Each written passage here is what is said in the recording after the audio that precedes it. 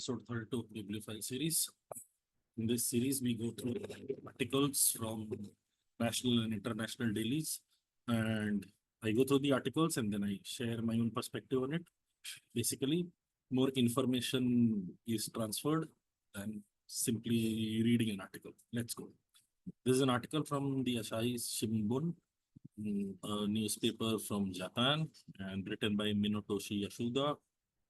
Uh, this is about Chinese elite that have come to Japan and they congregate in one place and they talk about the situation in their native country, the situation that they're in right now. All of that is covered in this article. Let's go through it. Tokyo's used bookshop district of Jinbocho is a haven for wealthy Chinese intellectuals trying to gauge Japanese sentiment toward China after fleeing their homeland to escape repression. Okay, so certain Chinese intellectuals, wealthy Chinese intellectuals, have come over to Japan and they meet in the bookshop district of Jinbocho and they are discussing the changing Japanese sentiment towards China, and they came over from China in order to escape repression. The exodus of Chinese, who once held key posts in mainly cultural and economic fields, might have gone largely unnoticed were it not for the backstreet get-togethers in selected bookstores of the celebrated area of Chiyoda Ward. So in the bookshop district of Jinbocho, there has to be some Chiyoda Ward region where these people are meeting. And these people, wealthy Chinese intellectuals, and they were people who once held key posts in mainly cultural and economic fields. Okay. A recent gathering at one such outlet was presided over by Japanese writer Minetoshi Yasuda, a Chinese speaker. Now see, this Minetoshi Yasuda is also the person who's written this article. So fun. Yasuda specializes in current affairs with a focus on Asia. He is the author of several books, one of which is 8964. The title derives from June 4, 1989, date of Beijing's bloody crackdown against student-led demonstrations in the sprawling Tiananmen Square that is thought to have left hundreds, perhaps thousands dead. Now see how this 8964 comes. 89 is the year, 6 is the June, 4 is the date. Year, month, date. And this is a book written by Yasuda. And Yasuda specializes in current affairs with a focus on Asia. And the book title derives its name from the June 4, 1989 tragedy of bloody crackdown against student-led demonstrations in sprawling Tiananmen Square. Okay. Yasuda is also part of a 6-member Asahi Shimbun critique committee that contributes articles to column section in rotation. He's also contributing to the newspaper. This article is his contribution. Tokyo is currently home to at least 3 salons surreptitiously operating inside bookstores for intellectuals who, fearful of running afoul of the Chinese Communist Party, I'm guessing it is Chinese Communist Party, fled to Japan in a phenomenon known as run. Okay. So Tokyo is currently home to at least 3 salons. Salons, see, we know of the word saloon where you go for a haircut and getting a shave. Salons are places where intellectuals gather and discuss the issues of the day. So, and exchange ideas. Salons is a place where ideas are exchanged between intellectuals. So 3 salons are surreptitiously under the radar, secretly operating inside bookstores. The theme of the latest bookstore event was Japanese perceptions and discourses about China. Okay. Then and now. Now, the topic for their latest meeting has been mentioned, Japanese perceptions and discourses about China, how Japan views China. And then it goes into detail of what was discussed in that meeting or what these perceptions are. Around 70% of Japanese viewed China in a favorable light during the 1970s and 80s, according to the Cabinet Office in Tokyo. But that changed overnight with the bloodshed in Tiananmen Square. Tiananmen Square. Okay. Anti-Japan demonstrations that erupted across China in the mid 2000s worsened the situation. So in 70s and 80s, viewed positively, changed overnight after the fiasco, and then anti-Japan demonstrations that sprouted all across China in the mid 2000s exacerbated the situation. And Japanese still harbor a strong dislike for Beijing. Polls show that more than 80% of Japanese today do not feel a sense of familiarity with China. We are no longer associated with them. We are no longer uh, brethren. We are no longer fraternizing with them. We are distinct from them. Whatever they do is their stuff. Whatever we do is our stuff. Okay. Themes that are unfavorable for the Chinese Communist Party in today's Japanese society range widely from those criticizing human rights problems in China to anti-Chinese movements in Japan. Okay. Which tells me this should be Chinese Communist Party, not party. But anyway, themes that are unfavorable, themes that are unfavorable for the Chinese Communist Party in today's Japanese society, basically ideas against Chinese Communist Party, idea against the current ruling government in China, range widely from those criticizing human rights problems in China. On one end of the spectrum, you have human rights violations happening in China, and that is a point of concern, to anti-Chinese movements in Japan, outright anti-Chinese movements in Japan. This is not very well fleshed out in terms of content of the argument, but okay. The anti-Chinese movements are mainly led by deterioration of the Japanese people's sentiment towards China. Okay. The discussion elicited a spirited response from those present. People enthusiastically participated in that discussion which happened. For many, the topic came across as fresh because memories of the anti-Japan protests had faded. So these intellectuals, when they came together and when they were discussing, it seemed like it wasn't a topic that had been discussed over and over again. It was something new that they were discussing because the anti-Japan protests that had happened in China in mid 2000s, the memory of that had faded. Additionally, recent Chinese arrivals often find it difficult to grasp public opinion in Japan due to language problems. Basically, now that they have come to a new country, so understanding what is going on, what is the common perception, is not something that comes to them very naturally. The run phenomenon, which was referenced earlier, where people are moving away from China in order to escape repression and oppression. The run phenomenon was the driving factor behind the birth of the salons. These are the salons where intellectuals are meeting and discussing views of Japan towards China, which are also increasingly attended by those well versed with the inner workings of Japan-China relations. So it's sort of taken like a form of its own, where previously it was Chinese intellectuals, and now it is also being attended by people who have a good idea, who are very well informed about how China-Japan relations are currently. In the years past, Chinese relished the freedom of speech and economic activity to be found in Hong Kong.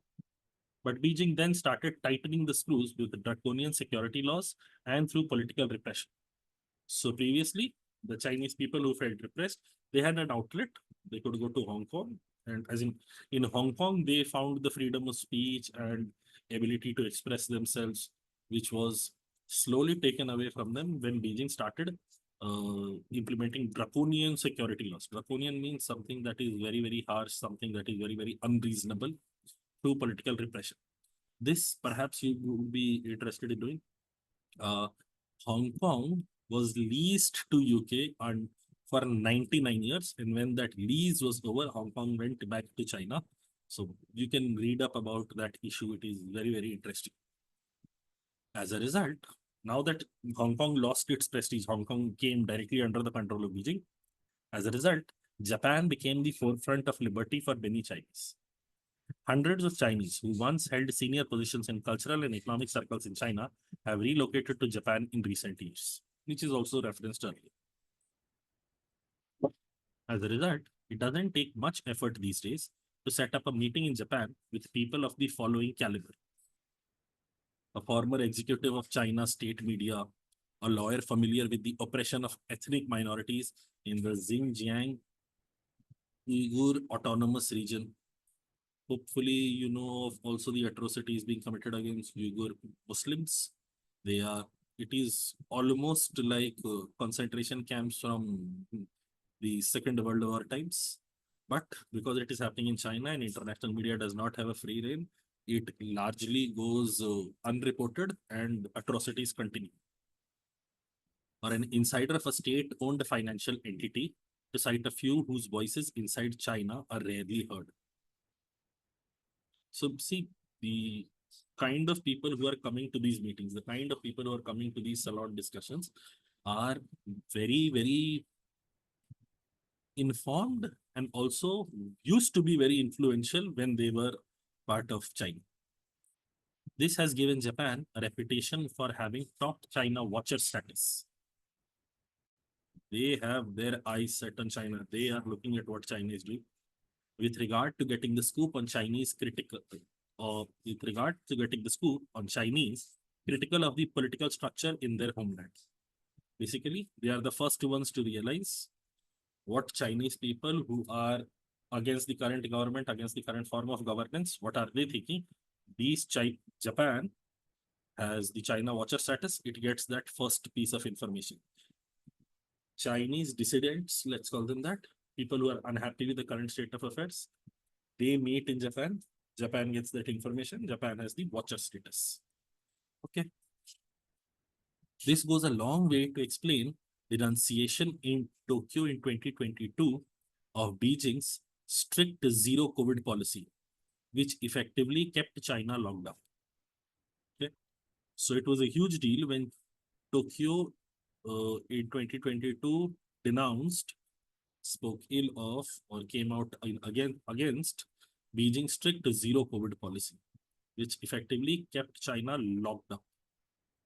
Nothing, as in all the trade relations with China have been impacted. I'm a little unsure of why this timeline, because all of us have lived it in our lifetime. 2020 was when the COVID was flaring up. So in 2022, by that time, in India at least, we were back to normal. We were doing business as normal.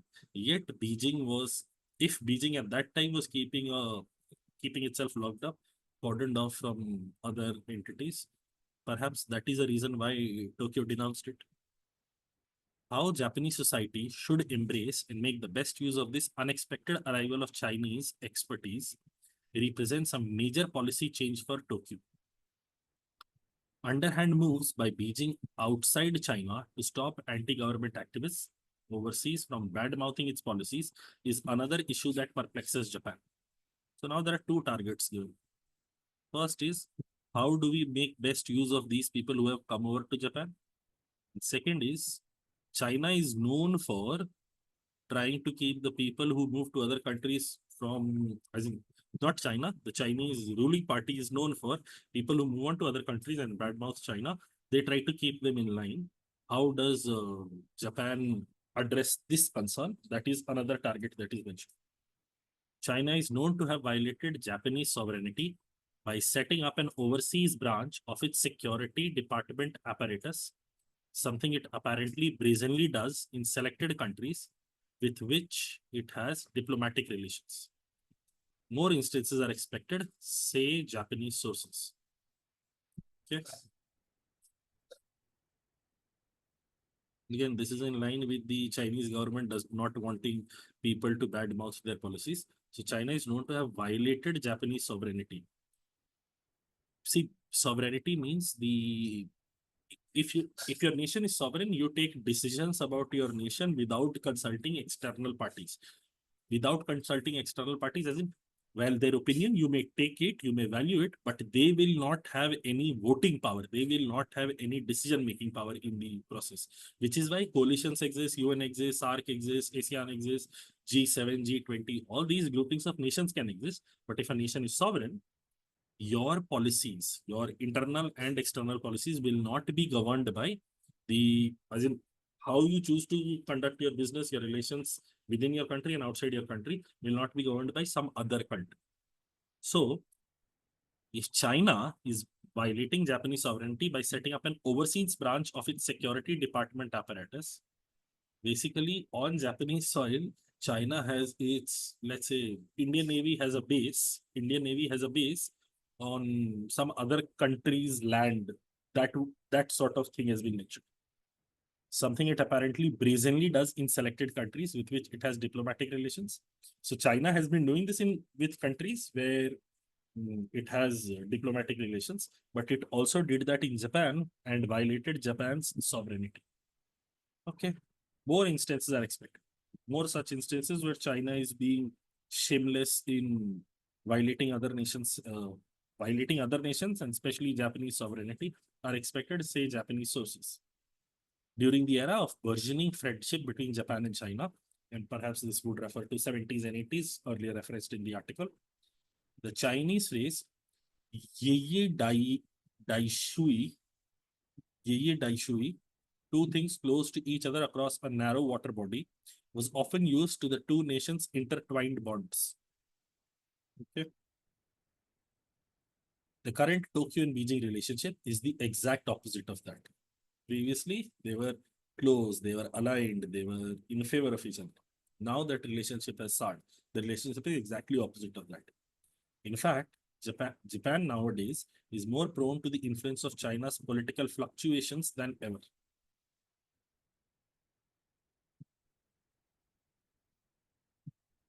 In that sense, it could be said that a new form of Yi Dai Shui is emerging.